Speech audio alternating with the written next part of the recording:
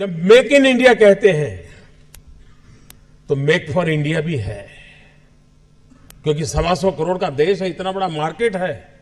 लेकिन स्टार्टअप का मतलब ये तो नहीं है कि हर किसी के पास $1 बिलियन का काम हो रहा है और 2000 लोग काम करें, जरूरी नहीं है।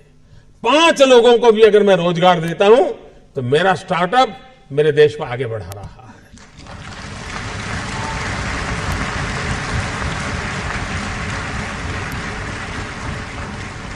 एक साइकोलॉजिकल चेंज लाना है कि यूथ के दिमाग में जॉब सीकर की मानसिकता से उसको बाहर लाना है, वो जॉब क्रिएटर बने। और एक बार उसके दिमाग में आ गया कि मुझे 2 लोगों की जिंदगी के बाद संभालना है, वो कर लेगा। ये काम आप नौजवानों के दिमाग से हो सकता है। और इसलिए मैं जब कहता हूं स्टार्टअप इंडिया तो मैं मान के चलता हूं स्टैंड अप इंडिया। इसके लिए मुझे अलग सोच करने की जरूरत नहीं है।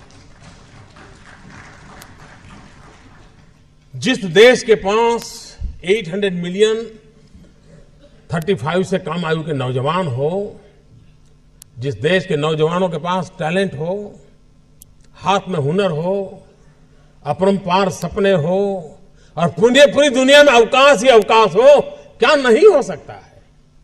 मानव जात के लिए चुनौतियां आवश्यक हैं, क्योंकि सरफरे लोग तो हैं जो तबाही करने पर तुले हुए हैं।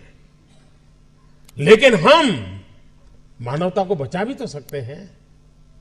हमारे पास इस प्रकार के लोग हैं। और ये भी सही है, भारत के पास मिलियन प्रॉब्लम है, कोई इनकार नहीं कर सकता है। लेकिन एट द सेम टाइम मुझे इस बात का भरोसा भी है कि बिलियन माइंड भी है। अगर मिलियन प्रॉब्लम है तो बिलियन माइंड भी तो हमारे देश में है। हर स्टार्टअप के पीछे कोई न कोई समस्या के समाधान का इरादा रहना चाहिए। और जब किसी स्टार्टअप के पास समस्या के समाधान का इरादा होगा तो उसकी संतोष का लेवल भी कहीं कुछ और होगा जी। जब किसी की जिंदगी में बदलाव लाता है तो उसको एक सेटिस्फेक्शन मिलता है। और इसलिए मैं वो कुछ करके दिखाऊं जिसमें मैं जॉब क्रिएटर बनूं, मैं वो कुछ करके दिखाऊं कि जिसके कारण किसी की जिंदगी में मैं काम आऊं, मैं वो कुछ करके दिखाऊं कि मेरे देश को एक कदम आगे ले जाने में मेरा भी